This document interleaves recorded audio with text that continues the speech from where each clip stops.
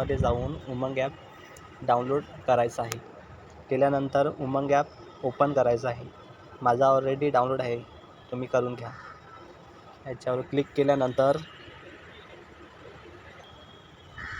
असा होमपेज येईल. इथे अकाउंट बनवायला लागतं. मग इथे EPFO इथे क्लिक करायचं आहे किंवा सर्च केलं तरी पण चालेल. त्याच्यानंतर असा होमपेज येईल. ते इथे व्ह्यू पासबुक आहे पहिला ऑप्शन. त्याच्यामध्ये आपण PF किती आहे, किती अमाऊंट आहे ते आपण चेक करू शकतो. आणि आता आपण PF कसा काढायचा ते बघूया. 3 नंबर ऑप्शन राईस क्लाइम, त्याच्यावर क्लिक करायचं आहे. क्लिक केल्यानंतर असा होमपेज येईल. ते इथे KYC डिटेल्समध्ये इथे अकाउंट नंबर टाकायचा आहे आणि खालती नेक्स्ट बटनवर क्लिक करायचं आहे. नंतर सर्व्हिस डिटेलमध्ये सिलेक्ट मेंबर ID हा एकच असतो. आपण सध्या कंपनीमध्ये किंवा ऑफिसमध्ये काम करतोय, तिथलाच PF आपण उमंग ॲपमधून काढू शकतो. आपण एखाद्या कंपनीमध्ये काम करून ते सोडलं आहे आणि त्याचा PF काढायचा आहे, तर तो गुगल किंवा क्रोममध्ये काढायचा असतो. तर ते कसा काढायचा तर मी नेक्स्ट व्हिडिओमध्ये सांगणारच आहे. तर नंतर नेक्स्ट बटनावर क्लिक करायचं आहे. क्लिक केल्यानंतर असा होमपेज येईल. तर इथे लोकॅलिटीमध्ये इथे आपल्या गावाचं नाव टाकायचं आहे. गावाचं नाव टाकल्यानंतर इथं स्ट्रीट, आपला जवळपासचा रस्ता, रोड टाकायचा आहे. आणि नंतर मग खालती स्टेट, आपला राज्य कोणतं आहे ते टाकायचं आहे.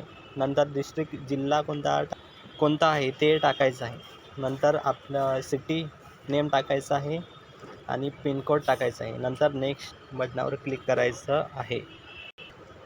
क्लिक केल्यानंतर क्लाइम फॉर्म हा कसा भरायचा तर इथे I want to apply for claim type सिलेक्टमध्ये क्लिक करायचं आहे.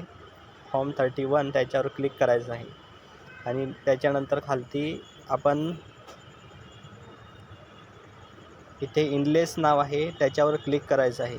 मी PF फॉर्म भरलेला आहे त्याच्यामुळे हे नाव गेलेलं आहे, तुमच्यामध्ये येईल. तर इनलेसवरती क्लिक करायचं आणि अमाऊंट किती काढायचे ते टाकायचं आहे. त्याच्यानंतर हे चौकोनी आहेत, चौकोन आहे त्याच्यावर क्लिक करायचं दोन्ही चौकोनमध्ये आणि गेट आधार OTP याच्यावर क्लिक करायचं. क्लिक केल्यानंतर OTP येईल. तो OTP टाकून सबमिट ऑप्शन येईल, त्याच्यावर क्लिक करून आपला फॉर्म पूर्णपणे सबमिट होईल. तो OTP इथे टाकायचा आहे.